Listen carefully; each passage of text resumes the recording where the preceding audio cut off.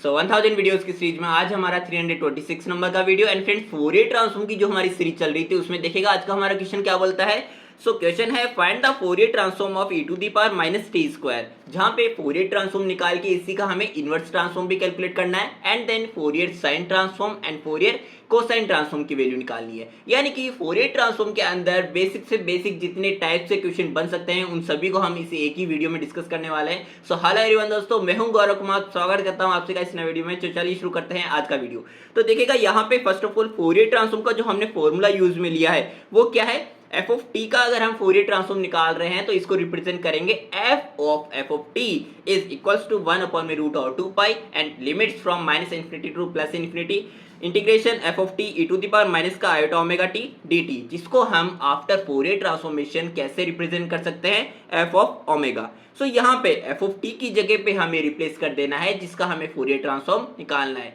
यानी कि e to the power minus t square हमने रिप्लेस कर दिया है जहां जहां पर एफ ऑफ टी था। So f of Fourier transform of e to the power minus t square is equals to 1/√2 as it is. यहाँ पे आ जाएगा e to the power minus t square and multiplication में क्या है e to the power minus iota omega t d t. So यहाँ पे base same है तो पावर्स हमारी एड हो जाएगी एंड माइनस कॉमन हमने बाहर ले लिया है तो यहाँ पे आ जाएगा टी स्क्वायर प्लस में आयोटा ओमेगा टी एंड यहाँ पे टी के रेस्पेक्ट में हमें इस एक्सपोनेंशियल का इंटीग्रेशन करना है from the limits from minus infinity to plus infinity. So यहाँ पे देखिएगा इसका इंटीग्रेशन करने के लिए हमने इसको सिंप्लीफाई किस तरह से किया है कि एक्सपोनेंशियल के ऊपर जो पावर की हमारे पास टर्म बनी है इसको हमने परफेक्ट स्क्वायर में कन्वर्ट करने का ट्राई किया है, क्योंकि वहां से जब हम इसको परफेक्ट स्क्वायर में कन्वर्ट कर देंगे ना तो वहां से एक कांस्टेंट की टर्म भी निकल के आएगी पावर के साथ में एक्सपोनेंशियल की, जिसको हम सेपरेट कर लेंगे तो वहां से हमारा सिंप्लीफाई हो जाएगा एक्सपोनेंशियल का टर्म, जिसको हम इंटीग्रेशन कर पाएंगे किस तरह से चलिए बताता हूं। तो देखिएगा यहाँ पे मैंने इसको सिंप्लीफाई करने के लिए या फिर परफेक्ट स्क्वायर में कन्वर्ट करने के लिए क्या किया है, क्या करते हैं हम कि यहाँ पे टी स्क्वायर प्लस में आयोटा ओमेगा टी है तो देखो टी स्क्वायर यानी कि ए स्क्वायर का टर्म हमारे पास ऑलरेडी है एंड आयोटा ओमेगा टी को अगर हम 2ab मान के चले यानी कि a प्लस बी का होल स्क्वायर का फॉर्मूला क्या होता है ए स्क्वायर प्लस 2ab प्लस में बी स्क्वायर। तो देखो यहाँ पे t का जो कोफिशिएंट होता है आयोटा ओमेगा इसका हाफ करके यानी कि आयोटा ओमेगा बाई 2 का हाफ किया हमने। अब इसका हमें स्क्वायर कर देना है यानी कि iota square omega square by 4। अब इसको हमें ऐड भी कर देना है एंड सब्ट्रैक्ट भी कर देना है। तो हमने टी स्क्वायर प्लस में आयोटा ओमेगा टी में ऐड भी कर दिया एंड सब्ट्रैक्ट भी कर दिया। अब देखो यहाँ से मैं क्या निकाल सकता हूँ, टी स्क्वायर प्लस में आयोटा ओमेगा टी, ये 2ab वाला टर्म है यानी कि प्लस का 2ab है तो मेरे पास में यहाँ पे पॉसिबिलिटी क्या बनती है कि टी प्लस में आयोटा ओमेगा बाई 2 का होल स्क्वायर में बाहर निकालूं। ओके, यानी कि कहने का मतलब है कि a प्लस बी का होल स्क्वायर हमारे पास क्या होता है ए स्क्वायर प्लस में 2ab प्लस में बी स्क्वायर। तो यहाँ पे प्लस का बी स्क्वायर चाहिए यानी कि यहाँ पे हमने इस वाले टर्म को लेना है। ओके, तो देखो यहाँ पे मेरे पास में क्या क्या आ जाएगा,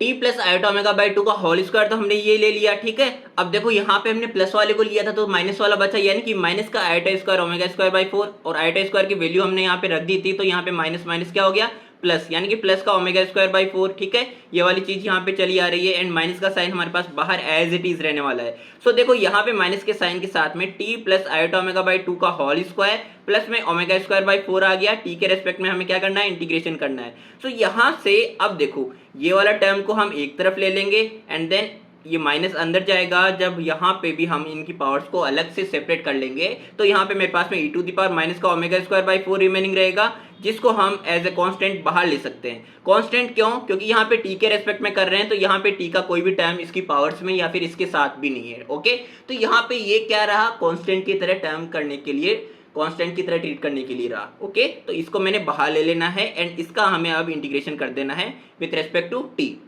देखिएगा Fourier transform of e to the power minus t square मेरे पास में क्या आ जाएगा 1/√2 pi e to the power minus omega square by 4, जिसको हमने बाहर लिया था वो एंड देन माइनस इंफिनिटी से प्लस इंफिनिटी के बीच में हमें इंटीग्रेट करना है e to the power minus t plus iota omega by 2 के होल स्क्वायर को विथ रेस्पेक्ट टू टी। तो यहाँ पे देखो इसको सिंप्लीफाई करने के लिए, इसको इंटीग्रेट करने के लिए किस तरह से हम सिंप्लीफाई करेंगे उसके लिए मैंने इक्वेशन स्टार दिया है जो हमारे आगे भी काम आएगा जब हम Fourier cosine and Fourier sine transform निकालेंगे। तो यहाँ पे ही समझ लेना अच्छे से क्योंकि आगे भी ये काम आने वाला है। सो यहाँ पे देखो ये जो पावर है T plus iota omega by 2 इसको मैंने एक टर्म दिया है, इसको मैंने सब्सटीट्यूट करने के मारे यहाँ पे क्या किया है T plus iota omega by 2 को यू कंसीडर किया है और u कंसीडर करके यहाँ पे with respect to t both sides जब हमने इंटीग्रेशन किया तो मेरे पास में ये तो यहाँ पे t रहा, dt हो गया, एंड ये कांस्टेंट टर्म है ये 0 हो जाएगा, u का डिफरेंशिएशन क्या हो जाएगा, du हो जाएगा, तो यहाँ से मेरे पास में dt is equal to du आ जाएगा,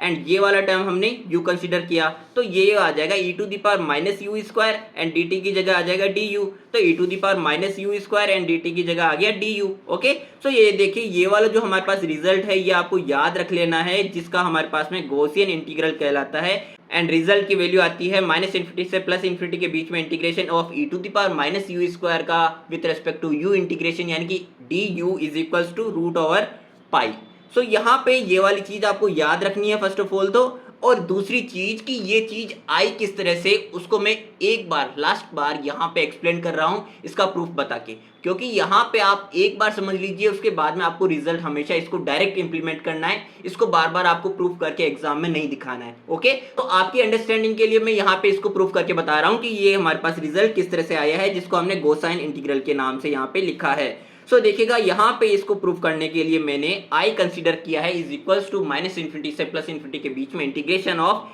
e to the power minus x square dx। So देखिएगा यहाँ पे मेरे को इसको इंटीग्रेट करने के लिए एक और i का ही टर्म कंसीडर कर लेना है, जिसके मैंने वेरिएबल्स x की बजाय y कंसीडर कर लिए हैं। कहने का मतलब है एक i तो x के साथ में है वेरिएबल के साथ में, एक i मैंने कंसीडर कर लिया as it is y variable के साथ में, तो इन दोनों को जब मैंने मल्टीप्लाई किया तो i स्क्वायर हो जाएगा, एंड ये वाला term as it is, and जो मैंने कहा कि y के साथ में y वेरिएबल के साथ में हमने कंसीडर किया है एक और टर्म, सो ये वाली चीज हमारे पास आ गई ये इस तरह से। अब देखो ये हमारे पास में डबल इंटीग्रल की तरह फॉर्म हो रहा है यहाँ पे, जब हम इन दोनों इंटीग्रल को एक साथ रख लिया and e to the power minus x square and e to the power minus y square के बेस सेम है, तो पावर्स को अगेन ऐड किया एंड माइनस को हमने बाहर कॉमन ले लिया, तो एक्स स्क्वायर प्लस में वाई स्क्वायर आ गया ब्रैकेट में, एंड एक के साथ था dx दूसरे के साथ था dy, तो dx dy आ गया। अब dx dy आ गया, डबल इंटीग्रेशन आ गया, तो आपको याद आ जाना चाहिए इंटीग्रल कैलकुलस में जब हमने एरिया कैलकुलेट किया था तो वहां पे dx dy एरिया का हमारे पास एलिमेंट होता था, जिसको हम dA कहते थे,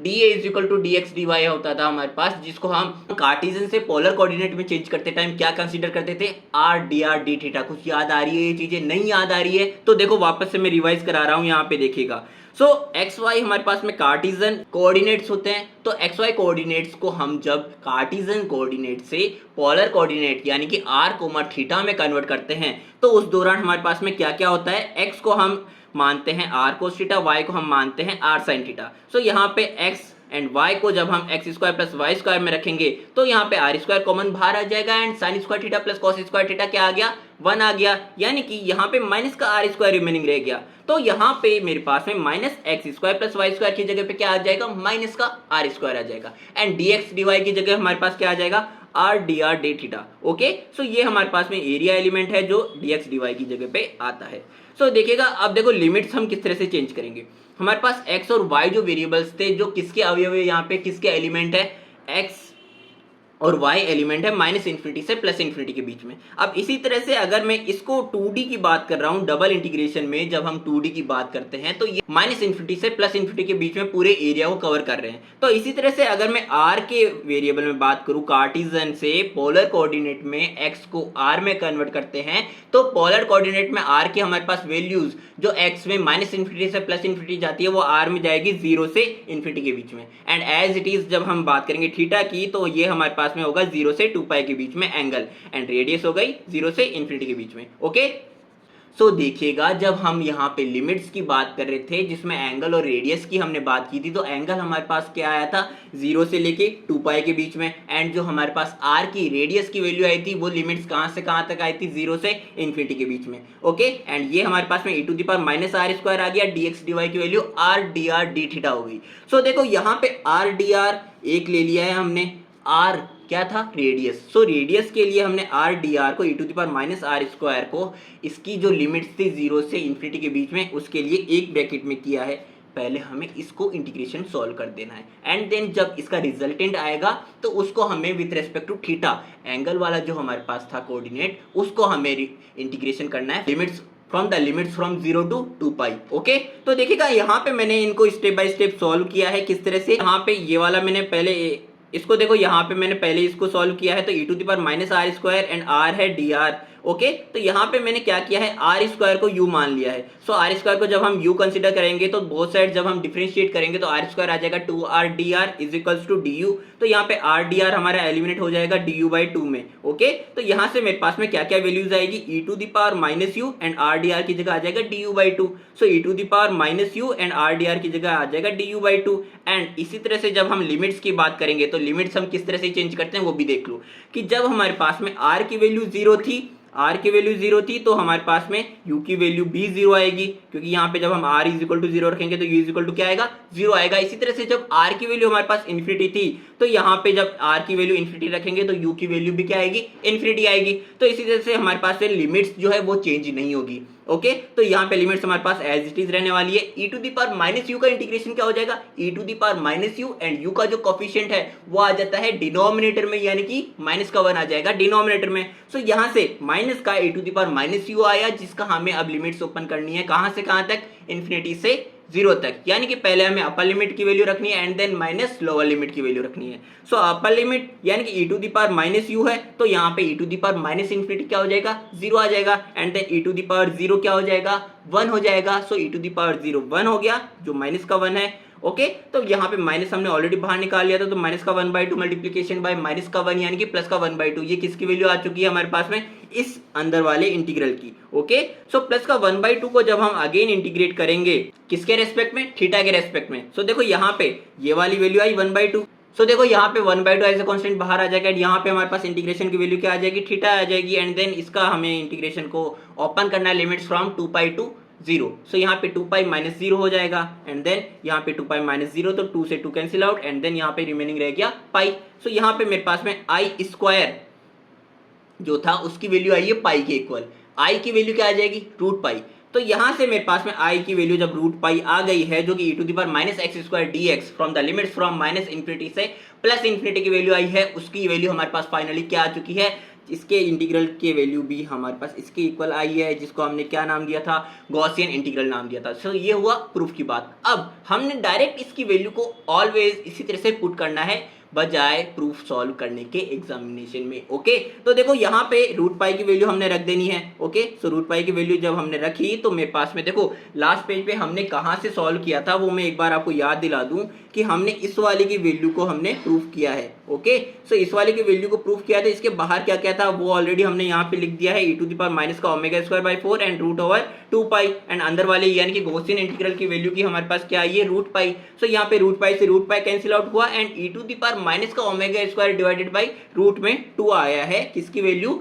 Fourier transform of e to the power minus t square की वैल्यू। सो दोस्तों ये हुआ एक पार्ट कंप्लीट। अब इसी तरह से अगर मेरे पास फोरियर ट्रांसफॉर्म जब आ चुका है तो मैं इनवर्स ट्रांसफॉर्म किस तरह से कैलकुलेट करूंगा। देखो Fourier transform of e to the power minus t square है 1 अपॉन में root over 2 e to the power minus omega square by 4। तो यहाँ पे इनवर्स ट्रांसफॉर्म फोरियर इस साइड जाएगा तो इनवर्स ट्रांसफॉर्म ऑफ 1 अपॉन में root over 2 and then minus का e to the power minus omega square by 4 क्या आ जाएगा, e to the power minus के टी स्क्वायर के इक्वल। तो नाउ बात करते हैं इसके सेकंड पार्ट की, यानी कि फोरियर कोसाइन ट्रांसफॉर्म की। सो फोरियर कोसाइन ट्रांसफॉर्म के लिए जब हम बात करेंगे तो ये ओनली डिफाइन होता है t is greater than and equal to 0 के लिए। सो यहाँ पे फोरियर ट्रांसफॉर्म को हम एफ ऑफ सी ओमेगा में डिनोट करेंगे and then Fourier cosine transform यानी कि एफ सी एफ ऑफ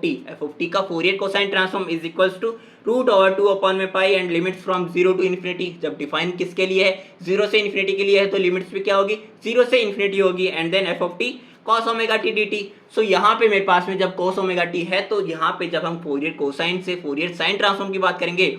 तो cos ओमेगा टी की जगह क्या आ जाएगा, sin ओमेगा टी आ जाएगा। सो देखिएगा अब मैंने फोरियर कोसाइन ट्रांसफॉर्म निकालने के लिए एफ ऑफ टी की वैल्यू यहाँ पे e to the power minus t square रख दी है, रिप्लेस कर दी है जहां जहां पे एफ ऑफ टी था वहां पे। तो यहाँ पे देखो ये तो हमने एफ ऑफ टी की वैल्यू रखी है। अब जब cos ओमेगा टी से हमें मल्टीप्लाई करके इंटीग्रेशन करना है विद रेस्पेक्ट टू टी, तो यहाँ पे डायरेक्ट इंटीग्रेशन नहीं हो सकता। इसको इंटीग्रेट करने के लिए फर्स्ट ऑफ ऑल हमें cos ओमेगा टी को एक्सपोनेंशियल टर्म में कन्वर्ट करना पड़ेगा एंड देन एक्सपोनेंशियल टर्म में कन्वर्ट करके मल्टीप्लाई करके बेस सेम है पावर्स को ऐड करके एंड देन प्रोसीड करेंगे। तो देखो एफ ऑफ टी यानी कि e to the power minus t square को मल्टीप्लाई करना है cos omega t. So cos omega t exponential में क्या आता है, e to the power iota omega T plus में ई टू द पावर माइनस का iota omega T divided by 2। इसी तरह से जब साइन ओमेगा टी की बात करेंगे तो साइन ओमेगा टी में क्या हो जाएगा, यहाँ पे चिन्ह आ जाएगा माइनस का एंड डिवाइड में क्या आ जाएगा 2 आयोटा आ जाएगा। ओके, सो अब 1/2 को हमने बाहर ले लिया है एंड देन 2 से ये √2 कैंसिल आउट हुआ, तो मेरे पास में यहाँ पे √2 आ जाएगा, रिमेनिंग रह गया डिनोमिनेटर में, तो √2 रिमेनिंग रह गया, 0 से इन्फिनिटी एज इट इज रहेगा। अब देखो यहाँ पे e⁻iωt है, e⁻−t² है, मैंने बेस सेम होने के कारण पावर्स को ऐड किया, यानी कि -t² प्लस में iωt एंड माइनस कॉमन बाहर लिया तो t²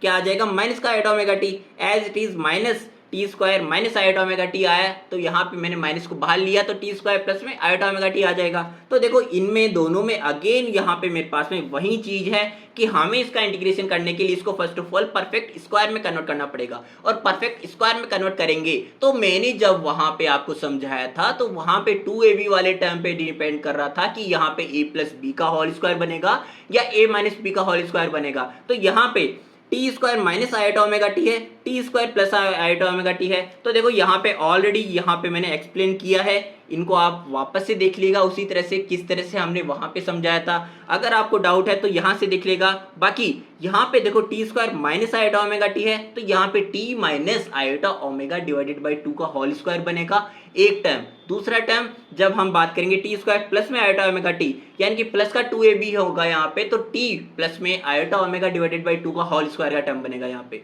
ओके, तो देखो किस तरह से होगा वो एक बार वापस से समझ लो चाहे तो आप, कि यहाँ पे t² माइनस ωt है एंड देन हमें यहाँ पे किसका टर्म लेना है, प्लस का b² तो ऑलवेज प्लस का होता है जब आप a प्लस बी के होल स्क्वायर की बात करो या फिर a माइनस बी के होल स्क्वायर की बात करो, ठीक है। दोनों में b² का क्या होता है, प्लस का ही होता है साइन। ओके, तो यहाँ पे b² भी प्लस का आया, यहाँ पे b² भी प्लस का आया। रिमेनिंग जो रहा इसको हमने माइनस से मल्टीप्लाई करके बाहर निकाल लिया, तो यहाँ पे माइनस माइनस प्लस हो गया यानी कि e⁻i²ω² 4 एंड देन अगेन यहाँ पे माइनस माइनस प्लस हो गया यानी कि e⁻i²ω²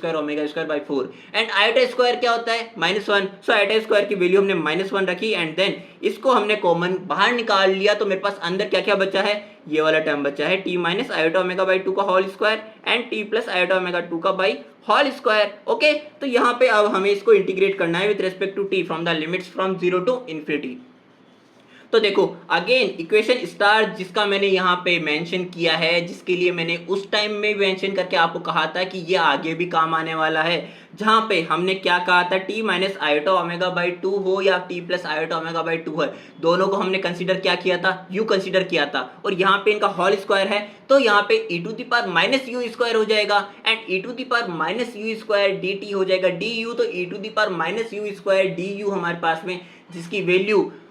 जबकि यहाँ पे हमारे पास में इसकी लिमिट्स कहाँ से कहाँ तक है, 0 से इन्फिनिटी के बीच में है। वहाँ पे हमारे पास -∞ से +∞ के बीच थी, यहाँ पे 0 से इन्फिनिटी के लिए इसका जो वैल्यू आता है वो आता है √π/2। ओके, सो ये भी एक स्टैंडर्ड रिजल्ट है जिसको आपको याद रख लेना है एंड देन √π/2 जब हमारे पास इसका रिजल्ट आएगा तो इसका भी √π/2 आएगा, तो √π/2 क्या हो जाएगा, 2√π/2 यानी कि 2√π/2 हमारे पास इसका रिजल्ट आया। 2 से 2 कैंसिल आउट हुआ, √π से √π कैंसिल आउट हुआ, तो मेरे पास में e⁻−ω²/4 आ गया डिवाइडेड बाई √2। सो यहाँ पे ये हमारे पास किसका रिजल्ट आया है, Fourier cosine transform of e⁻- का t², जिसको हमने f(c) e⁻−t² से भी रिप्रेजेंट किया था। सो ये हमारे पास फाइनली क्या आ चुका है, फोरियर कोसाइन ट्रांसफॉर्म। सो दोस्तों इसी तरह से आपको फोरियर ट्रांसफॉर्म की वैल्यू भी खुद से कैलकुलेट कर लेनी है, क्योंकि यहाँ पे वीडियो हमारी बहुत ज्यादा लेंथी हो चुकी है। तो मैं उम्मीद करूंगा कि आप लोग खुद से ट्राई करके देखिए इसको, अगर नहीं आए तो डाउट्स में हमारे पास में क्लियर करेंगे। So thank you so much, मिलते हैं हमारे नेक्स्ट वीडियो में, तब तक के लिए अपना ध्यान रखिएगा।